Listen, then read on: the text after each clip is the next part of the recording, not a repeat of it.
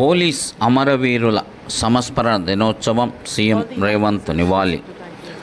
Telangana police అమరవీరుల సంస్మరణ దినోత్సవాన్ని పురస్కరించుకొని గోషామహల్ పోలీస్ మార్టియర్స్ మెమోరియల్లో జరిగిన కార్యక్రమంలో సీఎం రేవంత్ రెడ్డి ముఖ్య అతిథిగా పాల్గొన్నారు.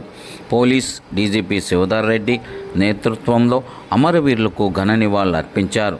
సీఎం అమరవీరుల స్మారక స్తూపానికి పూలమాలలు వేసి 2 నిమిషాల పాటు మౌనం పాటించారు.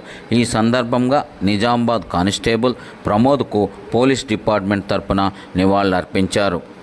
మావోయిస్టు ఉద్యమంలో ఉన్న అజ్ఞాత నాయకులను జనజీవన స్రవంతిలో కలవాలని నేను వారికి ప్రత్యేకంగా విజ్ఞప్తి చేస్తున్నాను.